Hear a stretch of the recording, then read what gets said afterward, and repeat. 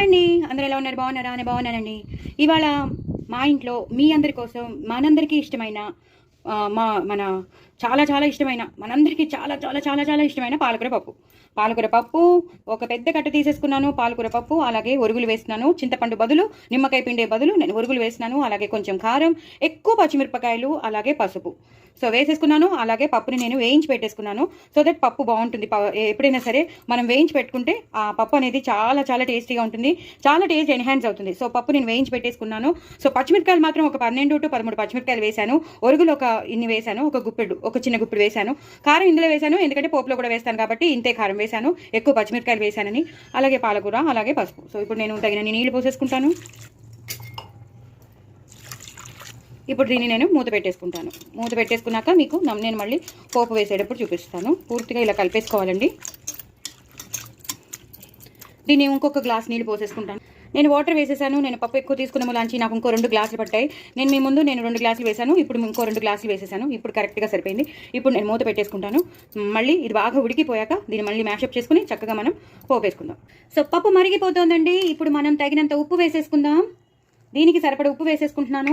అలాగే ఆవాల మెంతుల పొడి వేసేసుకుంటున్నాను. అలాగే కరివేపాకు, కొత్తిమీర అంతా వేసేసాను. మొత్తం అంతా వేసేసాను. ఇది ఒకసారి ఇలా కలిపేసుకోవాలండి. కలిపేసుకున్నాక ఇప్పుడు మనం పోపు పెట్టేసుకుందాం. నేను అది పోపు గరిటె పెట్టేసుకున్నాను. ఆవాలు, జీలకర్ర, ఎండుమిరపకాయలు, కరివేపాకు వేసుకుంటున్నాను. వెల్లుల్లిపాయ పోపు అయితే పెట్టట్లేదు. వెల్లుల్లిపాయలు కావాల్సిన వాళ్ళు వెల్లుల్లిపాయ పోపు పెట్టుకోండి. ఇంగు పోపు ఎక్కువ పెట్టుకోండి, చాలా చాలా బాగుంటుంది. పాలకూర పప్పుకి, ఏ పప్పుకైనా సరే ఇంగు పోపు ఎక్కువ పెట్టుకోండి. అలాగే కొంచెం నేను ఎప్పుడు కారం వేస్తాను కాబట్టి మంచి కారం వేసేసేసి ఇది బాగా వేగిపోవాలండి. ఈ పోపు అనేది బాగా వేగిపోవాలి. అక్కడ పప్పు బాగా మరిగిపోతుంది.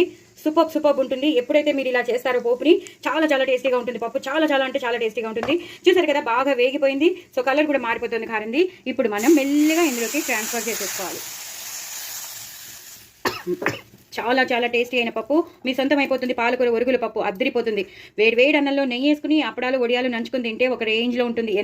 ఎంత తింటున్నారో మీకే తెలీదు. పిల్లలు మళ్ళీ కావాలంటారు, పెద్దవాళ్ళు మళ్ళీ కావాలంటారు.